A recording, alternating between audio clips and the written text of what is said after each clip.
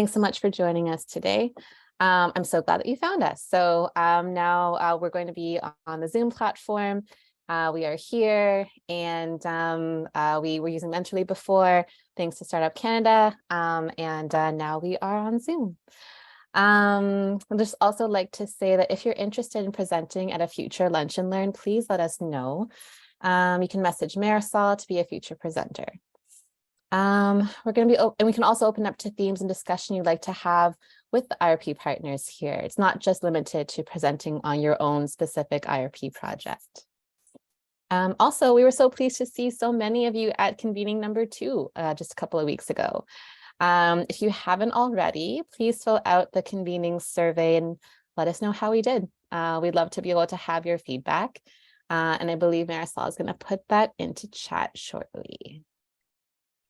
So just prior to starting, I want to recognize that I am situated on Indigenous land. Many of you are located on different lands than myself, and I also acknowledge those First Nations, Métis, and Inuit peoples, including the ongoing struggles in the face of colonialism, complicated relationships, and actions required moving toward true reconciliation.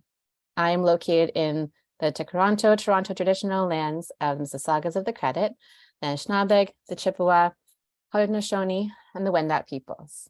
This area is covered by Treaty 13, the Mississaugas of the Credit, and the Dish with One Spoon Wampum Belt Covenant, representing the many nations coming together, living on, respectfully using resources on this land in the spirit of cooperation, which is quite appropriate for today. We'll be talking a lot about cooperation and cooperatives.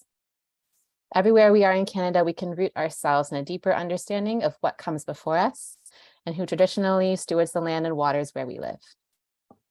So a note about questions during this presentation. When questions arise, please feel free to put those into the chat or save them until the end.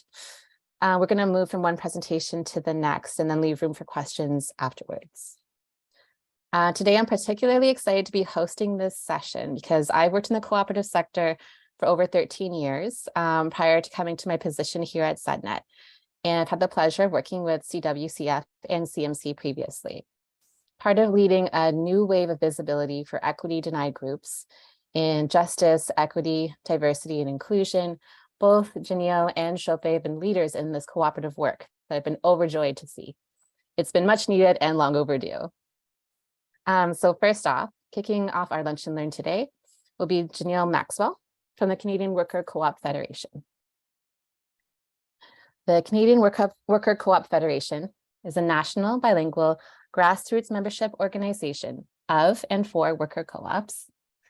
And I just lost my notes. I'm going back here.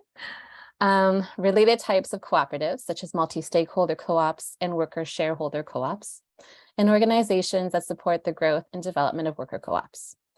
CWCF was incorporated in 1992. Janelle is the project coordinator for the Jedi Acquisition Project. So take it away, Janelle. Sorry. Hi, everyone. Welcome to our presentation on CWCF's IRP project, which is the Jedi Social Acquisition Project.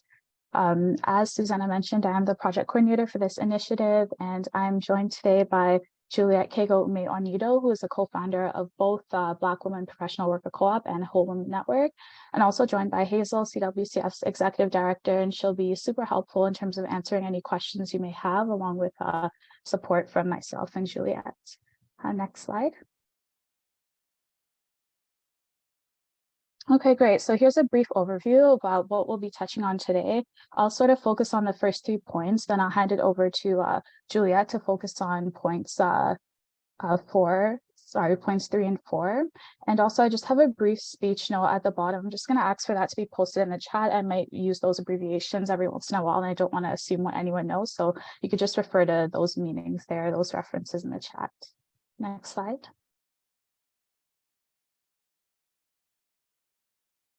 Okay, so why JDI, right? Obviously themes of justice, equity, diversity, inclusion have really been a hot topic amongst organizations in recent years. And we're sort of all aware that members of equity denied groups do face unique challenges in the business and corporate realms. And there really is a strong need for change. And just to contextualize that suggestion a bit, I'll share the following.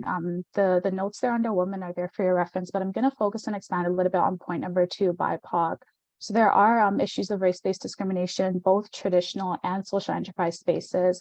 And just focusing on the third point under BIPOC there, which highlights that even within the social enterprise space, which is, in theory, based on values of equity and anti-racism, Black-led or serving social enterprises do face those barriers listed on screen there. And especially when it comes to sort of increased questioning and due diligence, we have to sort of ask ourselves, what is the underlying reason for that, right? And a big part of it is lack of trust. And this whole notion just reminds me of a story referenced in this documentary, The Banker Ladies, directed by Esri Montier. And essentially, a middle-aged Black man walks into a Scotiabank in Toronto to deposit a $9,000 check, right? And he's questioned by the teller, and before he knows it, the police show up and he's in handcuffs on the premise that this check is somehow fraudulent. And so he's walked through the Scotiabank, which is located in a very busy mall, and he's embarrassed, and they later on find that the check is indeed valid, right? But again, there is this idea of mistrust, and we see that same notion in the financial realm continuing to damage Black progress, even within the social enterprise space. And then moving on to differently abled people, all of the points listed on screen are so valid. And when those are coupled, for example, with the fact that the rate of representation for differently abled people in some sectors is as low as 3.7%, while around 9%, so more than double, are ready, able, and searching for work. This does really have serious implications for reform. And of course, other members of equity denied groups that aren't listed on the screen also face very disheartening forms of discrimination. Unfortunately, in the interest of time, we can't delve into all those perspectives, but I do think it's important to share that I only speak from the perspective of a Black woman who is also a youth. And I do hold space for and would love to hear from the experiences of other equity denied groups. Next slide. Thank you. So now that we are centered in sort of this need for the JDI approach, we can dive into the project details. So our IRP project builds on the work of Weiser's Legacy Leadership Lab, who really championed social acquisitions in Canada. So if any representatives from Weiser are here today, we do thank you for laying that groundwork. And to just extend the legacy of that project, we focus on members of equity denied groups, and our ultimate goal here is to increase awareness of SPOs in these communities, as well as help facilitate conversions to SPOs. Next slide. Right, so at CWCF, we really do believe that this project is a part of the transformation we need to see. And we do sort of believe that it also brings an intersectional lens to the ecosystem, and that is its value. And we do have several project goals. You can see some of our overarching objectives listed on screen. And the very first point, I'll expand on that momentarily as they are discussed below, but I really do want to focus on the third point, right? Convening a network. And so we essentially want to create a hub of service providers who are passionate about social acquisitions, as a means for increasing the social finance capacity of equity denied groups. And we aim to get them connected to one another, but most importantly, connected to individuals outside of the space that are interested in converting their businesses, so that, early stage support is there, as that's something we've heard a lot about, the need for support in the early stages of conversions. And then point number 4, we do seek to hire a youth intern, so someone who is not pursuing education involuntarily, so perhaps they just don't have the financial capacity to do so. And we do believe that it will extend the scope of the project, allowing youth from an equity denied group to learn more about SPOs and to raise awareness in their respective communities and perhaps become influencers as well. And moving on to task, we did have a pre-conference session on business conversions for EDGs in November 2022, and that had some great content around the need for SPOs in Canada, pre-existing Indigenous and cultural awareness of SE models, and how social purpose organizations can benefit EDGs specifically. And then in February, we had an updated version of that event, which was recorded online. Around 35 individuals attended. And we actually had one individual who was thinking of selling a business to potentially pursue the SPO model. So it was great that that information was able to reach that person through that session. And a couple of months ago, we also completed our web pages, which are 16 pages of information, so super thorough. And it does cover a range of topics from what is an SPO, SE, to tips for conversions, also to case studies of successful transitions, which highlight equity denied groups. So again, easily accessible information for individuals outside of this space who are interested in that process. And those web pages are being converted to French as well. And then we have made a brochure, both online and print formats, and it just contains general tips on the buyer and seller side of for those conversions. And we do have some upcoming events that we're super excited about, so you can reference those on screen. And next slide.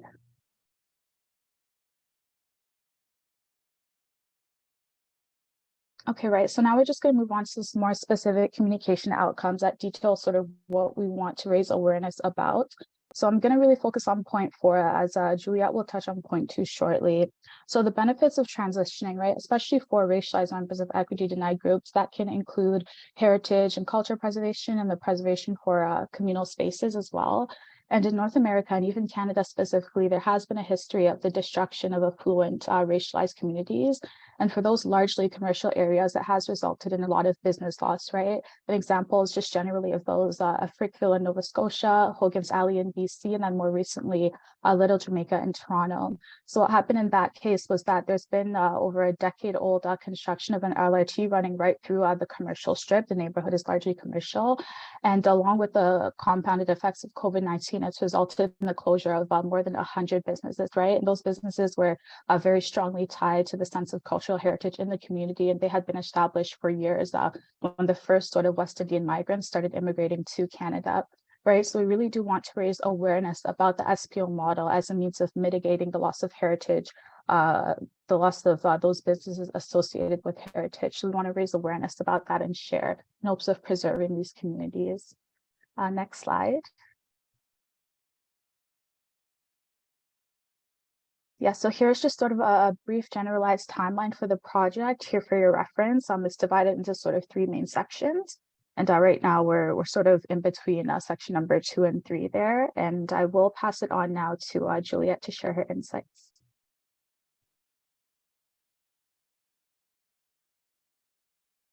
I'm muted. Thanks a lot, Janelle, for that warm introduction and for the background, setting the tone. Hello, everyone. Next slide, please. So I'm going to be talking about our own experience being a co-founder of a collective, an informal collective, and of a cooperative, right? And what we've been able to access through the work that CWCF is doing, right? So as Janelle had mentioned, I'm the co-founder of Whole Woman Network. Is an informal collective built on cooperative principles, but operating informally. And basically, we started with a group of women and in Richmond Hill, pooled funds together using the ROSCA model, Rotating Savings and Credit Association. And we started with working with women in, that were affected by gender-based violence, both in Canada and internationally. But we quickly found out that once women came out of those abusive, toxic spaces, they needed economic empowerment, right? And so we evolved into creating culturally attuned financial literacy workshop and leadership programs that are based on values, values that are more leaning to BIPOC understanding. And so from that was in 2010. From that, fast forward post-COVID, we founded 2021, the Black Women Professional Worker Co-op. Again, racialized group of Black women, professionals and entrepreneurs came together and decided we wanted to help other Black women in the food space to start operationalize and scale up their businesses. And we already have women that we're working with directly to be able to do that. So I think the important point here is that we found out that there's a lot of value in being part of an ecosystem, right? A lot of value. For instance, the work of the conversion project that CWCF is doing, we found a lot of value to attend those webinars, those workshops, like the one Janelle had talked about in Vancouver, and then just being able to be plugged into mentors. Susanna is one of those people, Ross Christensen, and so many other people. And so the need, not just to create the awareness, but to do end-to-end solutions for BIPOC or racialized equity denied groups so that they don't get help midway and then they stop. So the aspect that we're proud of is being able to co-create with CWCF so that they're not just working from an uninformed lens, right? Next slide, please. And so part of that, right, that co-creation process is really understanding the affinity that equity denied groups have with SPOs, right? Because if you come at it that you're bringing something new to equity denied groups, to racialized groups, then we might miss a huge part of that story, right? And so it's understanding that a lot of these paradigms around social purpose organizations are actually based on values and models and systems that were created by equity denied groups. And so just talking as a Black woman, as an immigrant, I'd like to look at this through 4 different lenses. If we look historically, for instance, right, just the whole lens of colonialism, of the transatlantic slavery, and understanding that we have lived experiences, right? Because that's how we were able to challenge this existing system to survive, whether it's through, you know, the freedom farms, Fannie Lou Hamer, right? Or even civil right, the civil rights movement, the Underground Railroad, or if you go down to even culture and you know, the social cultural values that we have. A good example would be the Ubuntu model, which is really Pan-African, and it's really I am because we are so communal, collective. You don't leave anyone behind. You find that all across different racialized groups. An example is a documentary that was screened by CWCF that was really about indigenous communities in the North. So this Atal Sikut, what it really means is leave no one behind, right? So every man, every woman, every child counts. And you juxtapose that to what exists in West Africa, where we see Onyaga and Awania in Igbo culture. Again, no brother, no sister, no citizen, no community left behind. So you find this kind of like cross-cutting, this system of cohesion, right? And if you look at systems like the informal alternative finance model, which is the SUSU model, the ROSCAs, rotating savings and credit, basically people come together to pool funds based on reciprocity and trust, and they're able to rotate the funds based on the need of the individuals, either for personal needs or for business needs. And there's so many iterations happening with that now. Economic and political affinity, just in terms of how our businesses are structured. A lot of it is sole proprietorship, family owned. So there's a need, right, to evolve this SPO space where you can have longevity. Our businesses can thrive beyond one generation, and we can access the resources that we need. And political, I think it's important that we've always had a system of eldership and apprenticeship. In my culture, we say imwafia, where you have to take tutelage from someone else, whether in business, in life, right? To learn from older people. So that system can also find application in the social purpose space, where we're building systems that are not hierarchical, but more cross-cutting, right? Where it's peer-to-peer learning, but it's also multidimensional, and knowledge can flow, not just verbally, but now being documented, because a lot of what we have is informal storytelling. Next slide, please. And I mean, I'm really going to be wrapping up with talking about how does the SPO model, like cooperatives, specifically benefit equity denied groups. And I'll just like to say we're an example, right? Just from being plugged into the ecosystem, from attending all the workshops, being part of the mentorship program, like the Co-op Academy, and from this JEDI project, we're having a deeper awareness of what we need, you know, to take back to the community. So we're able to say, we need more people, we need more Black businesses to be in the co-op space, right? And we're actively running programs ourselves, right? Just learning from what CWCF is doing and then taking it back to community, like stepping down that knowledge so that we get more people. Again, no one left behind. So that Janelle had talked a lot about, you know, communal spaces that are being eroded with gentrification and things like that. I mean, Little Jamaica, Huggins Alley out in BC. And that's really important because I'll share a quick story. During the pandemic, right, where I live in Richmond Hill, there's a restaurant, Rivka's, that it's a Mediterranean restaurant owned by a Persian family, but it was more of a community meeting space. That's where people met up for advocacies, for things around the community, for political, you wanted to ask your political representative question. They came there, they organized and did greater things. So by the end of the pandemic, this business had closed, right? And if we take a step back, if we had known what we know now, right, people in the community were actually willing to come together to take over that business as a cooperative. Unfortunately, now it's shut down. That's not happening anymore.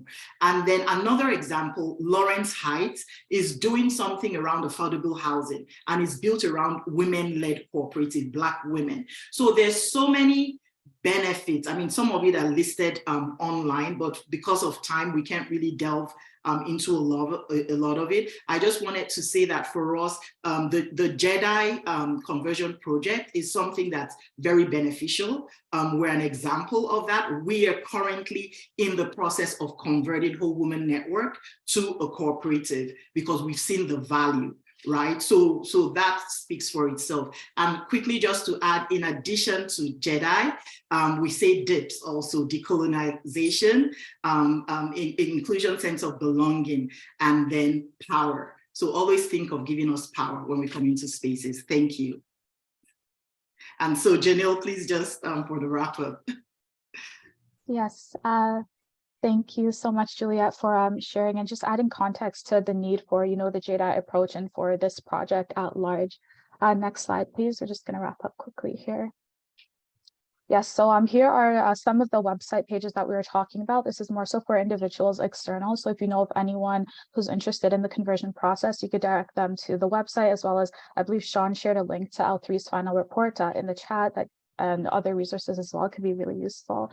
And next slide is just our contact information. So thank you so much, everyone, for being so attentive and for your presence today. Wonderful. Thank you so much, Janelle. Thank you so much as well to Juliet, and sharing your experiences. That was really awesome and wonderful to be hearing about what's happening in this space. Next, we're going to be hearing from Shope Ngunrinde from Cooperatives and Mutuals Canada, or CMC, which is an association focused on its members that unites, engages, and leads the cooperative movement by advancing its priorities nationally, as well as internationally through the International Cooperative Alliance, ICA. Shope is the project manager for the Social Innovation and Social Finance Partnerships. So I'll turn it over to you, Shope. Hi, good afternoon, everybody. I hope you can hear me fine. I was having some technical issues, unfortunately, today with my presentation, so you're just going to have to listen to me talk to you about the project, and hopefully once I can get it to open, we'll be sharing it with the IRP partners on the platform. So without further ado, I'll just reference the notes that I do have available to me. So as Susanna mentioned, so I am project manager with Cooperatives and Mutuals Canada, and CMC is an association that is focused on its members, that unites, engages, and leads the cooperative movement by advancing its priorities on the national and international front through International Cooperative Alliance. Our goals are to build bridges, break barriers, and create durable opportunities for the cooperative sector in Canada. So CMC is an ecosystem builder within the IRP. And so a little bit about our project. Our project is about raising awareness amongst the cooperative sector. So we have done this in the past year through hosting webinars. We have hosted webinars jointly with provincial associations, with co-ops, especially those that are serving underserved groups in Canada. We've also done this through offering capacity building opportunities and information sharing. So I have hosted a number of workshops, grant writing workshops in particular, where we would have a consultant come in and she would present on how the best ways to write grants, some of the things, the do's and the don'ts in grant writing. And then those would typically be finished off with a panel that allowed people to be able to ask questions to some of our funding partners, some of whom are here today. So I thought that we thought that was a great opportunity for the cooperative sector to be able to really interface with some of the funders that would be responsible for reviewing their applications in the IRP. So we've also done, I've also issued newsletter updates. I also operate an IRP microsite, which is just like a smaller site off of our main website that is just all things related to the IRP. On this website, we have a blog, so it provides updates on some of the co-ops that we are aware of that have already received funding, or just news within the ecosystem that we've seen from other partners that would be useful and helpful to other cooperatives. It also has a resource database for co-ops who need to find expert service providers to assist them with business modeling, co-op conversions, financial modeling, marketing, etc. So that's something else that we also have done throughout this project. We've also worked on our interactive map. I'm sure many of you have heard of CMC's interactive map, and if this is the first time that you're hearing about it, we essentially have a map that maps out all the cooperatives across Canada that we are aware of. I believe there is around 7,500 last time that I checked within that database. So it's a very large number, very robust. And we continue to update that throughout the process of the IRP because, of course, new co-ops were developed during the last year, and we're trying to ensure that that database is as accurate as possible. So I also mentioned that we have been creating resources for co-ops and for partners as well. So one of the things that we have done throughout this, the life cycle of this project, we decided that we were going to develop landscape reports, and these reports essentially highlight the commonalities and differences experienced by co-ops serving underrepresented groups. I'm extremely excited to be able to share that information, hopefully in the coming months, in a couple of months here. I've received a couple of drafts so far, and it's just really exciting information because we feel that there are some blind spots with some of our underserved and underrepresented groups. And CMC wants to be able to know more about what are some of the issues and challenges that those groups are facing in order to be able to connect those groups with different resources and things of that nature. So those will be forthcoming in the coming months. The segments that we are covering in those landscape reports are co-op serving, predominantly serving women, then ethnocultural cooperatives, cooperatives that are language minority cooperatives, so Francophone cooperatives that are operating predominantly in an Anglophone space and vice versa.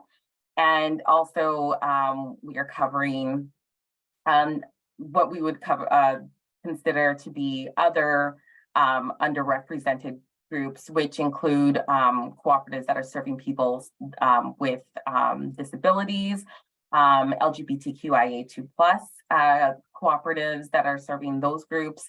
And so, yes, it's really exciting, and I'm really looking forward to being able to share that information with everybody.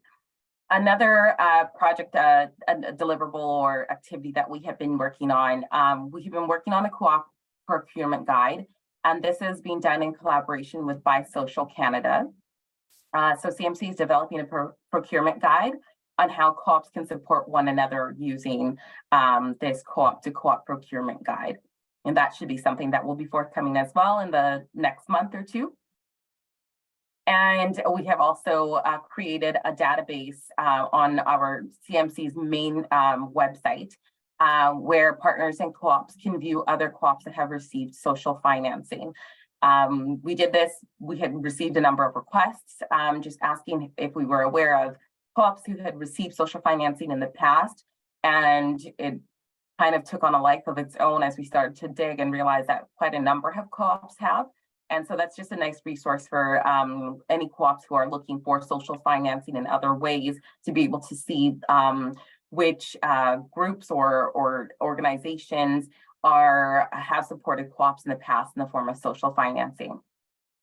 And So also we have worked on, I mentioned we have a CRM, and we have a large database of the co-ops around Canada that we are aware of.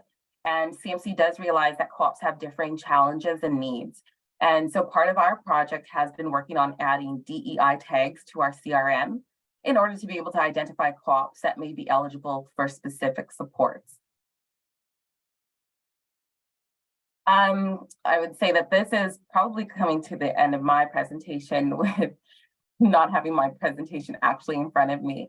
So another activity that has been underway that I'm really extremely excited about is we're doing some storytelling. So in a number of IRP partner group meetings and breakout rooms and discussions, one reoccurring thing that I noticed is we always talk about, we know that good work is being done, but how are we capturing that? How are we sharing this information? How are we, especially when we're talking about, a lot of us would like to see an IRP3.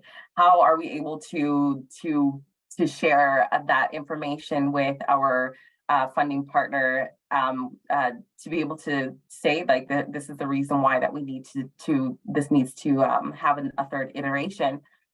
So what I have been doing is contacting those recipients of that received funding in round 1 of IRP, just to kind of check in on and see where they are with their projects. That's how this kind of started. And then we decided to develop some interview questions, and I'm doing that in collaboration with my comms team. And we have put together some videos that are being edited right now to be able to share that both on our website, on the microsite, and probably we'll share them with the IRP partners as well, just to be able to show the impact that the IRP has had on those who have received funding. So right now we're working with people from round 1, and seeing as some announcements will probably be coming up this month here, we'll then be reaching out to those who received funding in round 2. So that is, I'm going to stop it there and turn it back over to Susanna. Thank you, everyone. Amazing. Thank you so much, Shope. And also like brilliant for being able to do all of that without actually having your presentation with you. I probably would have been like just crying in the corner, but just saying you did a really great job. And yes, we definitely will share the presentation once the IT issues are resolved. We can put it onto the partners portal. I'd love to open it up for questions in our last 10 minutes here. So feel free to be able to unmute, ask your questions yourself, put in chat, however you'd like to be able to ask something of our wonderful presenters today. And if no one wants to get it kicked off, I also have a question. So, I mean, you're doing, both CMC and CWCF are doing some incredible work in this space. I'm interested to know where you see overlap and where you see the possibilities of working together, especially if we're in this cooperative space. Has there been discussion between CMC and CWCF about collaborations? Is that something we can look forward to seeing, or even just perhaps like sharing resources and findings that you have from the various projects that you're doing? Maybe I can point I could jump in briefly here with an Okay. apology that because someone was at my door, I missed the preamble to your question, Susanna, but I think that, CWCF and CMC are quite used to working closely together. We have met with Shope and with Dan, Janelle and I, and certainly will continue to do so. And I mean, the fact that we have an extension in our project means there's more scope for doing that over time going forward, potentially at the Congress of CMC in Ottawa in June, and or the Conference of CWCF in Quebec City in mid-November. Little plug, November 14th to 16th at Le Monastère des Augustines, which looks like a lovely yoga retreat style conference center. And I don't know a lot about CMCs, but maybe they want to give their own plug, Shope.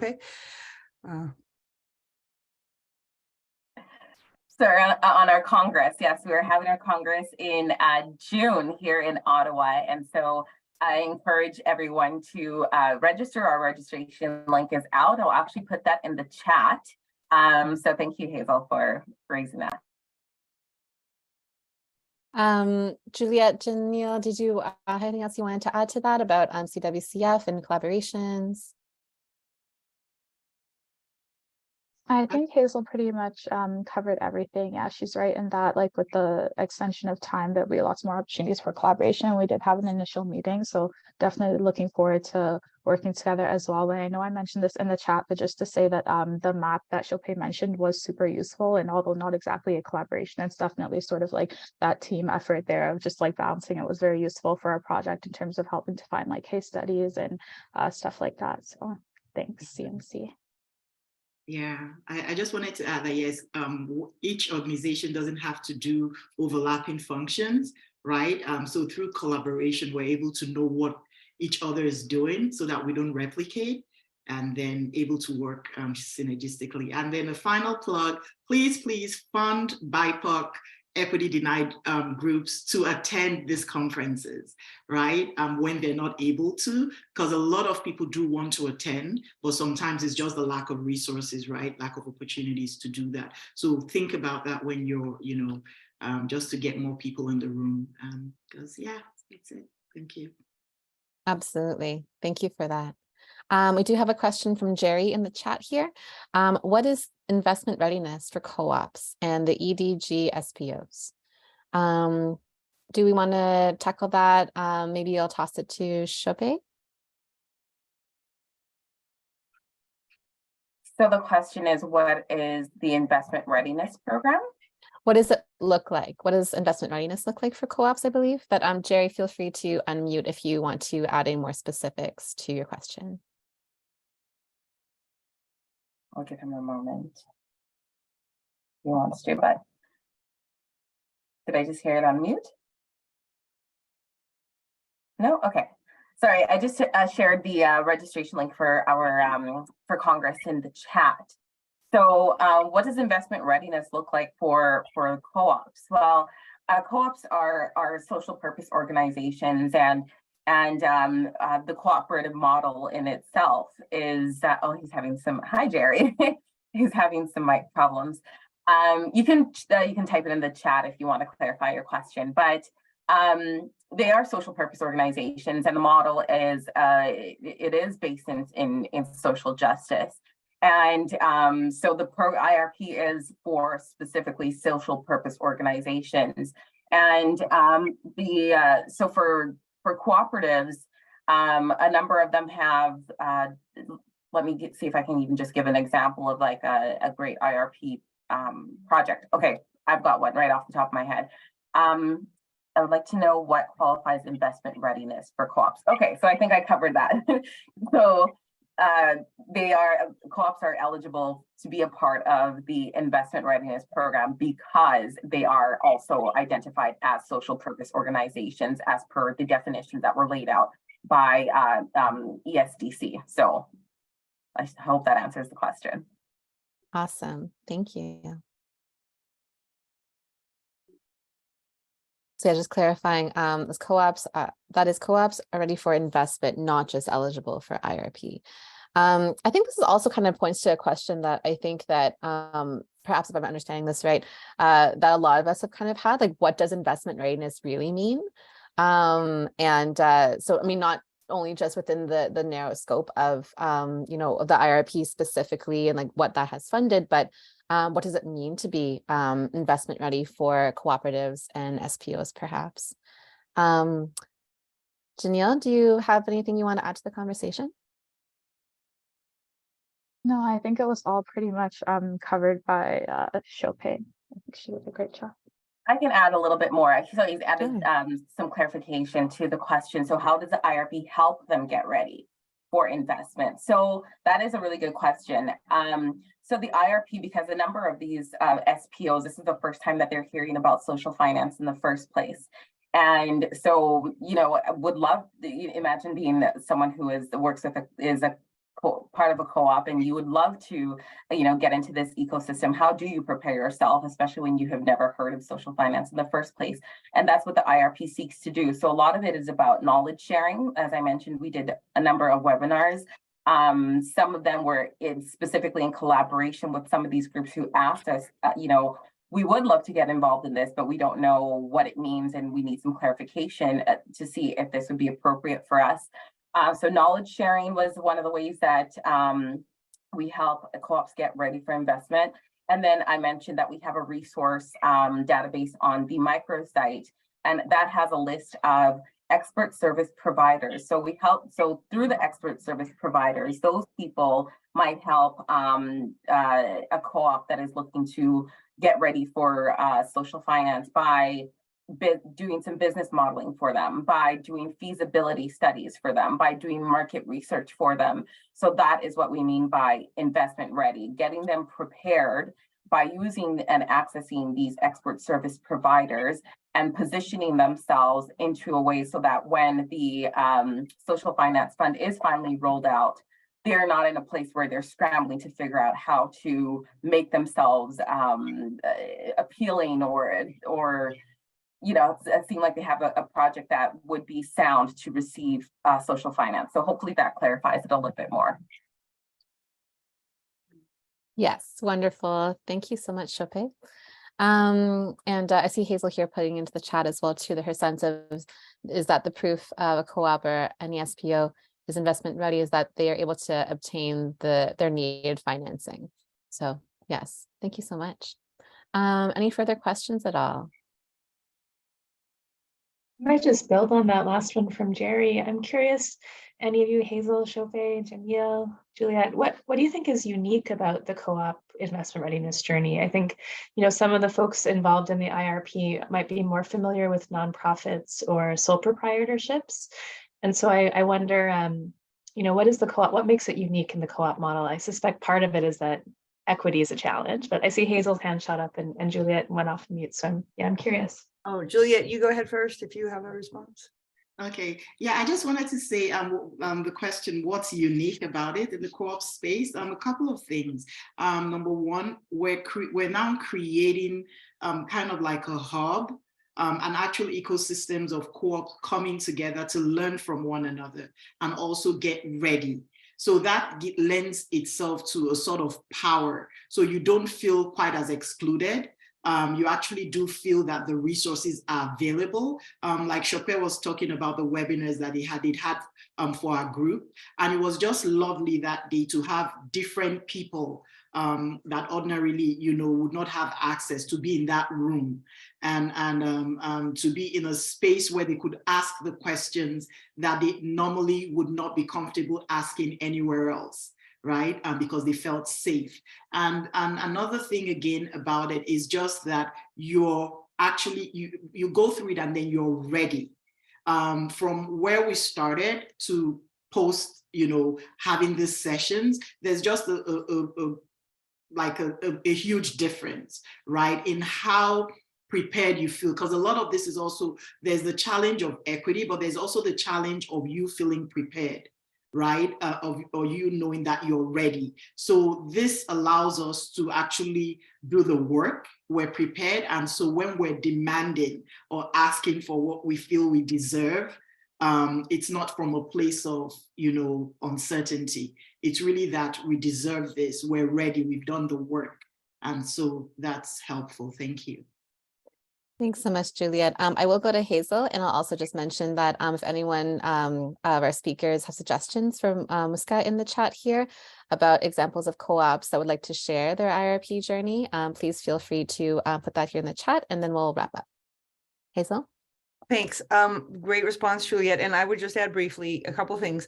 First, I think a challenge for co-ops is that not uncommonly, they're poorly understood by investors and or conventional lenders and so on. And even some credit unions I know don't realize, their staff won't all realize that they are a financial cooperative, and talking to a different cooperative, so the lack of awareness is a big issue that needs to be overcome. But on the flip side, the advantage to being a co-op is that co-ops federate and create associations of each other, which are co-ops of co-ops, whose job is to support their co-op members. So like our association or local food and farms co-op or the co-op housing federation, et cetera, their job is to make sure that their co-ops are okay. And so like, for example, we have a lending fund called the Tenacity Works Fund, which we are anxious to use for CEBA loan takeouts, right? Because we want the co-ops to survive, and co-ops have better survival rates than other businesses. But I have to stop now for time reasons. But anyway, follow up by email if you want to have more chat.